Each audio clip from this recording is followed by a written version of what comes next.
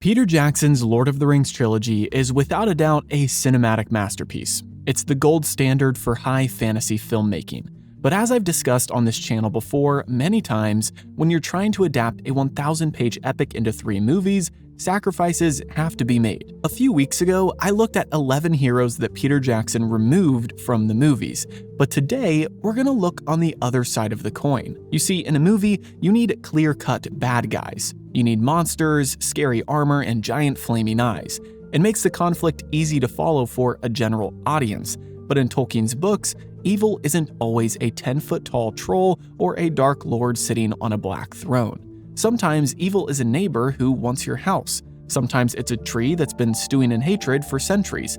Or sometimes it's the petty, backstabbing politics of soldiers who serve the same master but would gladly kill each other over a mithril shirt. Tolkien understood that evil comes in many shades, from the primordial and ancient to the simplicity of a local bully. And unfortunately, the movies decided to cut or simplify several of these antagonists who, in my opinion, added a layer of realism and dread to the story that is just missing on screen. If you only watch the movies, you might think that the only threat to the Shire were the Nazgul at the borders. But if you read the books, you know that the Shire was rotting from within long before the ring ever reached Mount Doom. So join me as in today's video, we dive into 12 villains, traitors, and backstabbers who were completely cut from the movie, or just had their book versions warped beyond recognition. My name is Gibby, and welcome back to Fact or Fantasy, a channel where we discuss all things Tolkien. If you missed part 1 where we covered the heroes, definitely go check that out after you're done watching this. Also, it should be obvious, but for those of you who are new around here, I am a Lord of the Rings mega fan, and I love the movies. So this is no hate on the movies or Peter Jackson, it's just a way to nerd out even more and learn about the things the movies never included. Before we get started, I want to shout out Jason, Joshua, Timothy, Robo Steve, and the rest of my incredible Patreon and YouTube members who help make these videos possible every month. And now with that being said, let's kick things off at the beginning and take a look at a couple of villains we meet right inside of the Shire itself. We have to start at the very beginning, with the villains who were right under Frodo's nose the whole time, Lobelia and Lotho Sackville Baggins. Now, if you've seen the movies, you probably recall Bilbo mentioning his relatives, and specifically Lobelia's previous attempt to steal his silverware. While this is a funny point in the books, and Bilbo ironically gifts her his silverware as a joke when he leaves, the Sackville Bagginses actually represent a much darker side of Hobbit nature. And ultimately, by the end of the story, they're the entry point for evil in the Shire. In the book, their antagonism begins with simple, petty greed. They wanted Bag End, and they were furious when Bilbo returned from his first adventure alive. They actually tried to have him declared dead while he was away with Thorin. But things truly take a dark turn after Bilbo leaves for the second time. Lotho, Lobelia's son, who Tolkien describes with the unfortunate nickname The Pimple, isn't just a greedy hobbit, he's an opportunist. While Frodo is distracted by the weight of the ring and planning his escape, Lotho begins using outsider money, gold from Saruman, to buy up land and property all around the Shire. He starts buying up pipeweed plantations, mills, and farms, and suddenly the communal, laid-back life of the Shire is replaced by a capitalistic hierarchy. By the time the Fellowship is in Gondor, Lotho has officially declared himself the chief. He moves into Bag End as headquarters, kicks out the gaffer, and invites the big men from the south, aka Saruman's ruffians, to act as his enforcers. He thinks that he's playing a game of politics, but he's actually invited a parasite into his own home. The tragedy of Lotho is that he wasn't an orc. He was just a hobbit who thought he was smarter than he really was. In the final chapters of the book, we learn that Lotho was eventually murdered in his sleep by Grima Wormtongue, likely on Saruman's orders, and his body was potentially disposed of in a way that suggests Grima may have eaten him. Tolkien only hints at this with some truly haunting dialogue between Saruman and the hobbits, so it's never confirmed, but I think that's what happened. Lobelia, on the other hand, who is still alive at this point, gets a surprisingly redemptive ending. While she is a villain for a majority of the story, at the very end, when the ruffians start tearing down the Shire, she is one of the few who stands up to them. She's actually imprisoned into the lockholes for attacking a ruffian with nothing but her umbrella. When the 4 hobbits return and liberate the Shire, Lobelia is released, a broken woman who has lost her son and her status. She gives Bag End back to Frodo and leaves her remaining fortune to help the hobbits who were displaced during the occupation. Unfortunately, by cutting the Sackville Bagginses and ultimately the Scouring of the Shire, the movies lost the lesson that evil often starts with a neighbor's greed. And speaking of a neighbor, our third villain is someone also right inside of the Shire. If Lotho is the greedy mastermind, Ted Sandyman is the willing collaborator. In the start of the Fellowship of the Ring movie, we see a few hobbits have speaking parts, and one of them may be Ted, but we'll never really know, because the way that Ted is in the book is drastically different than whatever gets displayed in the movie. In the books, Ted is the son of the Old Miller, and he represents a specific type of villain, the local bully who thrives under a bad regime. Long before the quest even begins, we see Ted in the chapter The Shadow of the Past. He's at the Ivy Bush Inn, mocking Samwise Gamgee's stories about elves and walking trees. He's cynical, mean-spirited, and has a deep-seated hatred for anything fancy or heroic. While Sam dreams of the stars and elves, Ted dreams of machines and progress. He's the first person in the book to dismiss the idea that there is a world beyond the Shire worth caring about. When Saruman's influence takes over the Shire, Ted doesn't resist. In fact, he leans into it. He helps tear down the old mill, the one that his father owned, to build a new, ugly, smoke-belching industrial mill that serves no purpose other than to pollute the water and grind the hobbits down. In the Scouring of the Shire, Sam encounters Ted, and the miller's son is smugly working for the big men, laughing at the destruction of the trees. He isn't being forced to work, he's doing it because he enjoys the new regime. He represents the traitor in the village, the person who doesn't need a magic ring to be evil or need to even be persuaded by Saruman's voice.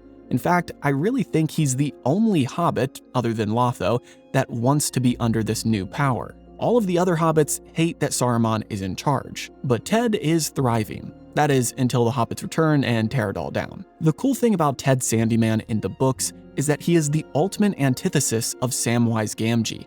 Where Sam represents the love of the earth and preservation of beauty, Ted represents the cold, mechanical destruction of it.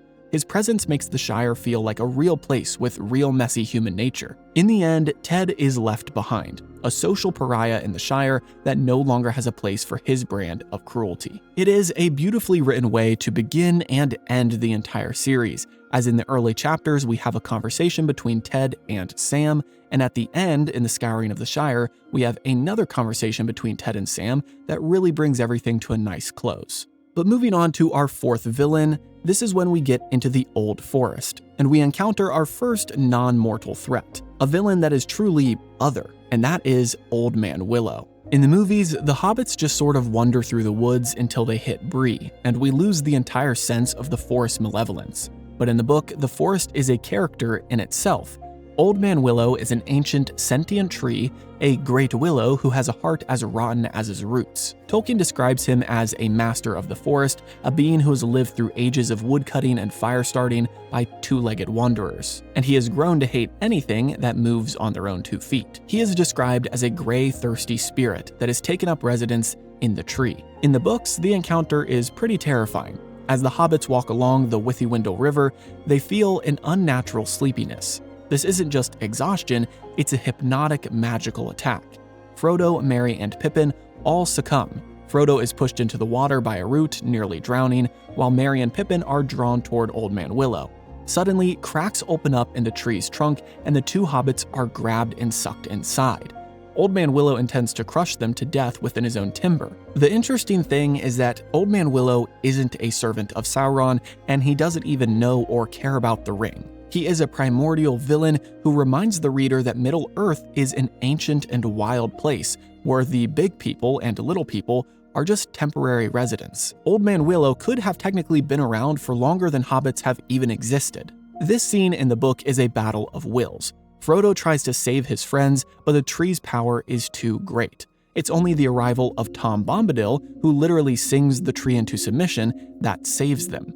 Tom tells the tree to sleep and sink into the earth. Without this scene, the movies miss out on the idea that there are neutral evils in the world, forces of nature that are just as deadly as any orc army, but have their own ancient grievances. And I say this from a world-building perspective. It really would have been amazing to help include these chapters and build out the world of Middle-earth. But I do understand the point of not including it when you're just trying to focus on the main quest at hand of Frodo and the Ring. Adding multiple different evil villains who don't even care about the ring would have been a little strange, which is kind of also why Tom Bombadil was removed, but that's an entirely different discussion that I've already had a couple of times, so check out my Tom Bombadil videos if you're curious about that. But with the couple of Tom Bombadil videos that I've made, I've mainly focused on Tom and Goldberry, and one of the most common comments I get are people bringing up the Barrow Wights, because those are probably the most important parts of the Tom Bombadil chapters. It's a part of the book that directly affects later chapters. So that's why coming in at villain number 5, we have the Barrow Wights. Shortly after surviving the forest, the hobbits find themselves trapped in the Barrow Downs, and this is where we find the Barrow Wights. In my opinion, these might be the scariest villains cut from the movies. They are malevolent spirits sent by the Witch King of Angmar centuries ago to inhabit the graves of the ancient Dunedain. In the book, the hobbits get separated in a thick, unnatural fog. Frodo then wakes up inside of a cold, dark tomb to find his friends laid out on a stone altar.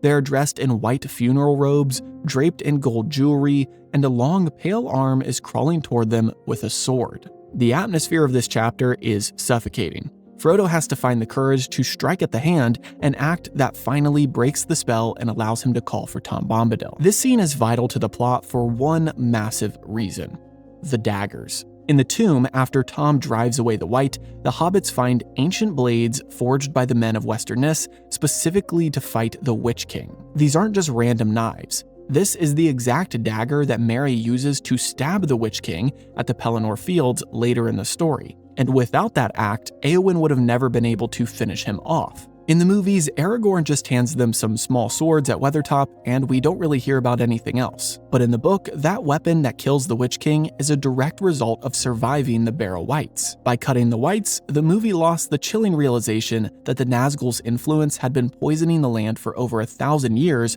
before Frodo ever left Bag End. The Wights represent the lingering, ghostly reach of Angmar, and their presence makes the journey through the north feel significantly more perilous. But now that our hobbits have made it through the north, they arrive at Bree, and we meet our 6th villain, Harry Goatleaf. On the surface, he's just the gatekeeper of the town. In the movie, the gatekeeper is just a guy who gets flattened by the Nazgul, but in the book, Harry is a complex traitor. Tolkien writes that Harry is a Breelander who has been bought by the enemy. He's actually the first human antagonist that the hobbits face in a civilized setting. He's described as being suspicious and shifty-eyed. When the hobbits arrive at the gate, Harry is the one who watches them closely, takes their names, and immediately tips off the Southerners and the Nazgul. He is the reason the Black Riders know exactly where the hobbits are staying at the Prancing Pony. But his villainy doesn't end in Bree.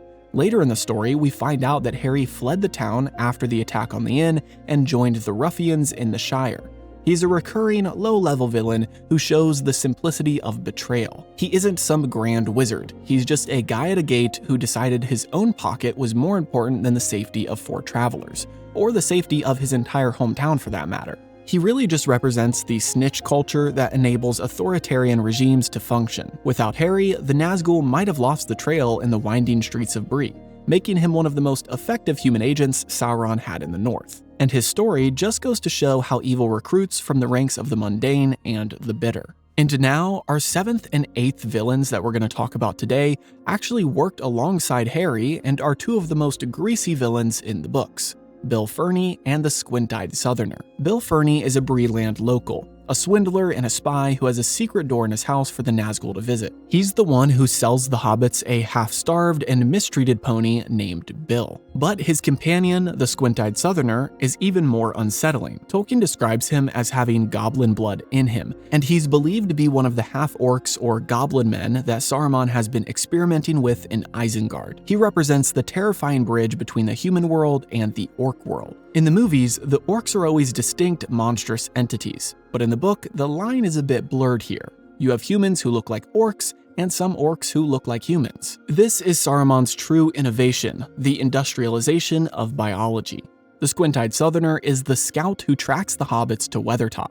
He is the eyes of the enemy in the wild. Bill Ferny, on the other hand, eventually meets his match when the hobbits return to the Shire and find him acting as a gatekeeper for Lotho and Saruman. Bill the pony, now healthy and strong, actually gives his former abuser a parting kick in the pants and sends him flying into the night. It's a small, satisfying moment of justice that highlights Tolkien's love for the little things overcoming the bullies of the world. By including these characters, Tolkien shows that the enemy isn't just over there in Mordor. They're infiltrating the towns and pubs in your own homeland. And it's a reminder to not get complacent, as evil is always lurking in the dark, waiting for you to get lax so that it can get the upper hand. But now, moving further on into the story, we finally reach the Two Towers, and we have to talk about the orcs. Specifically, the rivalry between Grishnak and Ugluk. These two characters come in at numbers 9 and 10 on our villain list. Despite being shown in the movies, they really aren't given their full credit. In the movies, they're mostly just monsters who want to eat man-flesh and maggoty bread, but the books give us a deep dive into orc politics in the hierarchy of evil. Ugluk is the captain of the Isengard Uruk-hai. He's disciplined, loyal to Saruman, and takes immense pride in his fighting Uruk-hai status. He considers himself superior to the mountain maggots and Snaga, aka the slave orcs of Mordor. He is essentially a professional soldier in an army of chaos. He insists on following Saruman's orders to bring the hobbits back alive and unspoiled, even when the other orcs want to kill them. Grishnak, on the other hand, is a captain from Mordor. He's smaller, more cunning, and serves the Eye directly, multiple times going back and reporting to Nazgul. In the books and the movies, these two absolutely hate each other. They spend the entire journey across the plains of Rohan bickering about whose master is better and what should be done with the maggots, aka Merry and Pippin. Grishnak actually suspects the hobbits of having the ring. In a chilling scene, he tries to steal them away in the dark, his long arms groping for them, intending to take the prize for himself and bypass both Sauron and Saruman. One of the key differences here is that in the movie, the person who is supposed to be Grishnak actually just wants to eat Merry and Pippin. And while in the book, I'm sure Grishnak did want to eat them a little bit, his main priority was trying to find the secret weapon that he knew his bosses wanted so much. This is such an important section of the book because it proves that evil is inherently self-destructive. Sauron's armies aren't a unified, loyal machine. They're a collection of selfish, hateful individuals who would gladly stab each other in the back for a promotion or a piece of jewelry. Ugluk eventually dies a soldier's death at the hands of Eomer, while Grishnak is pinned by a spear in the dark while trying to murder the hobbits. The rivalry is the only reason that Merry and Pippin survived long enough to escape into Fangorn. Now you might be thinking, Gibby, this sounds almost exactly like the movie. And in general, it is pretty similar. The reason I list them here as being changed or cut is because they actually take up multiple chapters in the book, and there's a lot more that we learn from them. It's not really something I can dive into right now because it's generally just a lot of dialogue, a lot more than we get in the movie. And that's why I highly encourage you check out the audiobooks on Audible. If you're wanting to relive these moments for yourself and learn all of these details firsthand, check out the link in the description to get one audiobook for free.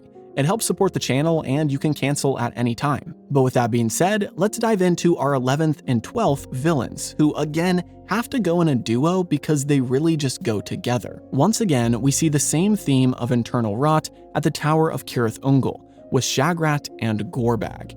In the movie, we see them have a quick scrap over a mithril shirt. In the book, we get pages and pages of dialogue from them, and it's pretty fascinating. Shagrat is the captain of the tower garrison for Mordor, and Gorbag is a captain from Minas Morgul, Nazgul territory. As Sam wears the ring and follows them as they've just taken Frodo, he overhears them talk about the old days and before the big bosses took over. They actually express a desire to desert the army, find a few trusty lads, and go off to live a life of plunder on their own terms. They hate the Nazgul sneaks and the constant surveillance of the Eye. Plus, they're cynical, tired, and deeply suspicious of one another. They are remarkably human in their complaints, which makes their sudden, explosive violence against each other even more impactful. When they find Frodo, their mutual distrust over the spoils, specifically the mithril shirt, leads to a full-scale riot. Shagrat's Uruks and Gorbag's orcs end up massacring each other in the halls of the tower. By the time Samwise Gamgee arrives to rescue Frodo, he finds a slaughterhouse. In the book, Shagrat actually survives the initial fight. He strangles Gorbag and manages to escape the tower with Frodo's mithril coat and elven cloak to deliver them to Barad-dûr. This is how the Mouth of Sauron gets the items to taunt the Fellowship at the Black Gate. This sequence highlights Tolkien's belief that evil is its own worst enemy. Once again, Sauron's armies are failing because of their own disagreement within themselves. Without these two, we lose the window into the working class of Mordor and the realization that the enemy is held together only by fear and greed, not by loyalty. So there you have it. 12 villains who were either removed, simplified, or fundamentally changed for the big screen. When you look at all of them together, you see a much more complex picture of evil than what the movie provides. Tolkien wasn't just interested in the monsters at the end of the world. He was interested in the neighbor who betrays you, the tree who hates you, and the soldier who would kill his own brother for a gold coin. I think the reason that these characters resonate so much is that they make Middle-earth feel lived in. They show us that the fight between good and evil isn't just one big battle at the Black Gate. It's 1,000 small battles fought in our own backyards. It makes the victory of the Fellowship feel so much more earned when you realize they weren't just fighting a Dark Lord. They were fighting a world that was trying to rot from the inside out. But what do you think? Do you wish we would have gotten to see the Scouring of the Shire on the big screen? Or do you think Peter Jackson was right to cut the barrel whites to save time? Let me know in the comments below. If you enjoy book-to-film comparisons, you can check out the Movies vs. Manuscripts playlists on my channel to watch me compare all of the Lord of the Rings books and movies to one another and find every single difference along the way. Anyway, have a great week, and I'll see you in the next video.